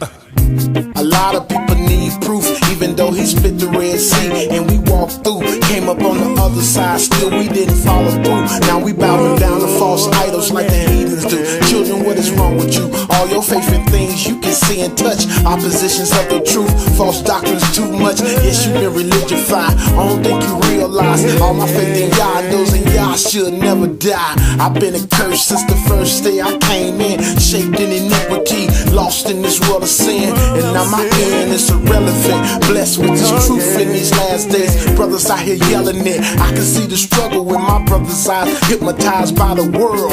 Brothers out here being victimized, we breaking curses with the verses, hope you realize. Blasphemers, non-believers, and forgers of false lies. Wake up, Jacob, let him know that he's forgiven. Calling him out his prison, it's been so long. It's been so long. Go tell his brother, tell his father and his mother, don't worry about tomorrow, that day will come. That day will surely come. And as I drink the bitter wine of the truth, I can shine with the proof. I got love for my youth. I was once like you, I was lost in this world. Got to run around up and down, feeling like I want to hurl. My baby girl lost focus and it broke me down. A better way darkest lights. I bowed down, repented, and gave my life to Christ. I asked the Father to forgive me for my life of sins. Please hide me from the faces of wicked men. Through thick and thin, he was there for me. He really never ever left me, and I know that he cared for me. I'm not the same man I used to be. Truthfully, honestly, I can see. Tell me, brother, would you do the same for me? If I was hungry, would you give a brother something to eat? And if I feel like, would you help my brother back on his feet? Wake up, Jacob, let him know that he's forgiven. Call him out his prison. It's been so long. It's been so long. Go tell his brother, tell his father and his mother. Don't worry about tomorrow. That day will come. That day will surely come. See, he came for the thugs. They needed the love. I gave a bomb, my dub, and I knew it was my blood. Ain't no shame in mine. Who can change the time? Sit back while I twist the line. Take a load off your shoulder. Let me ease your mind. With this truth right here, yeah, it's hard to find. I know my hardest times when I was blind. Praise the Most High, man, that He's opened my eyes.